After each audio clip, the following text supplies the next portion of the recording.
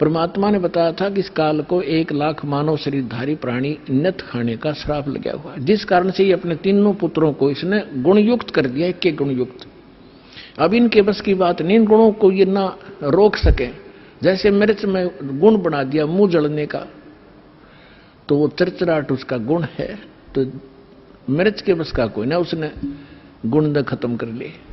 तो इसी प्रकार इस काल ने इनको एक के गुण युक्त कर दिया। अब ये क्या कहता है कि इन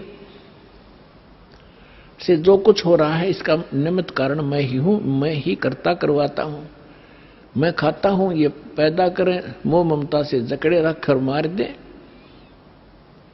आगे देखो 13वें श्लोक में क्या कहा है, 7वें अध्याय का 13वां श्लोक।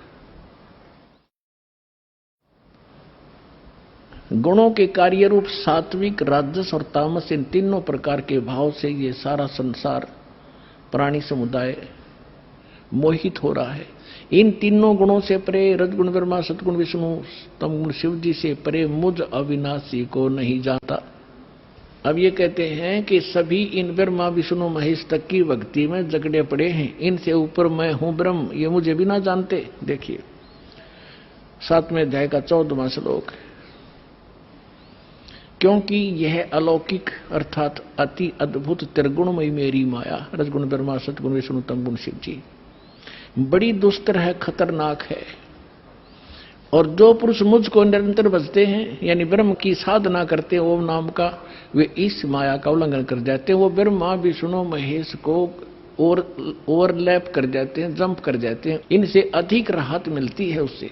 आगे देखो 15वें में क्या कहा है, ओए होए, माया के द्वारा जिनका ज्ञान हरा जा चुका है, रजगुण ब्रह्मा, सतगुण विष्णु, तमगुण शिव जी तक की जो बुद्धि, जिनकी बुद्धि वहीं तक सेट है, इनसे आगे कोई सुनना भी नहीं चाहते, वो आसुर स्वभाव यानी राक्षस स्वभाव को धारण किए हुए मनुष्यों में नीच, नराधम, नराधमा, मनुष्यों में नीच, दूषित कर्म करने वाले मूर्ख लोग मुझको नहीं भजते।